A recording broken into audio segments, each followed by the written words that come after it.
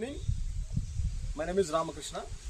నేను ఇక్కడ మీ నేచర్ గురించి ఎక్స్ప్లెయిన్ చేయడానికి ఇక్కడికి వచ్చాను. ఇది వచ్చేసి నాగార్జున సాగర్ శ్రీశైలం టైగర్ రిజర్వ్లోని గుండ బ్రహ్మేశ్వర అభయారంలో ఉన్నటువంటి ఖమ్మం ఆర్ఎఫ్లో మనం ఉన్నాము.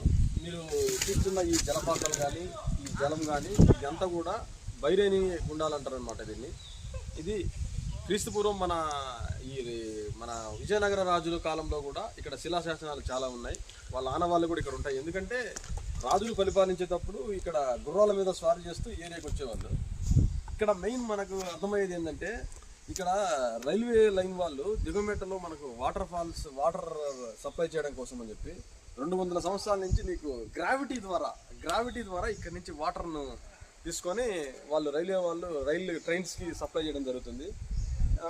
ఇక్కడ మెయిన్ ఉద్దేశం ఏంటంటే, ఇక్కడ 180 రకాల పక్షులు ఉన్నాయి.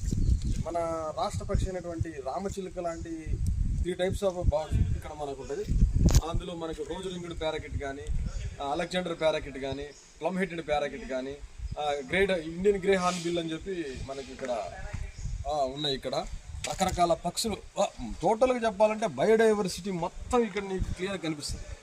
ఇక్కడ వాటర్ అయితేనేమి, బర్డ్స్ అయితేనేమి, నేచర్ అయితేనేమి, ప్రకృతిలో ఈ మామిడి చెట్లు ఉంటాయి కదా, ఇవి ఇక్కడ మనకున్న ఇక్కడ దొరికే మామిడి వచ్చేసి వైల్డ్ మామిడి అనమాట, వైల్డ్ మ్యాంగో.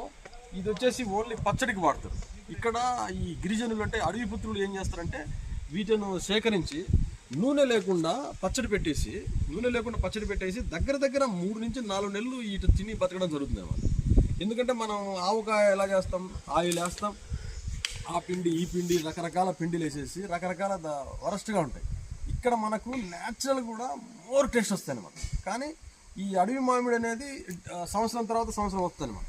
అంటే ఈ సంవత్సరం చింత చెట్టు కింద కాస్తే ఆ సంవత్సరం మామిడికాయ కాయ, మామిడి చెట్టు కాస్తే చింతకాయ కాయ. ఈ నేచర్కి ఎట్లా ఉంటుందంటే ఇంటర్లింక్ అనమాట. బయోడైవర్సిటీలో వాటరు, చెట్లు, జంతువులు ఒకదాని మీద ఒకటి ఆధారపడి జీవిస్తాయి. ఓకే, దీని గురించి మీరు ఇంకా డీటెయిల్స్గా తెలుసుకోవాలంటే ఒకసారి మన గుండకం అటవీ క్షేత్రాలయం దిగువమెట్టను సందర్శిస్తే అక్కడ మీకు క్లియర్గా ఇన్ఫర్మేషన్ అక్కడ మన దొరుకుతుంది. మీరు ఇంకా అడవి గురించి కానీ నేచర్ గురించి కానీ చూడాలి, ఎంజాయ్ చేయాలంటే కన్నా మన దిగువమెట్లో ఏర్పాటు చేసిన వనవిహార్ని ఒక టైం విజిట్ చేశారంటే కన్నా మీకు ప్రకృతి మీద ప్రేమ కలుగుద్దని ఆశిస్తున్నా. ఓకే, జై హింద్, జై భారత్.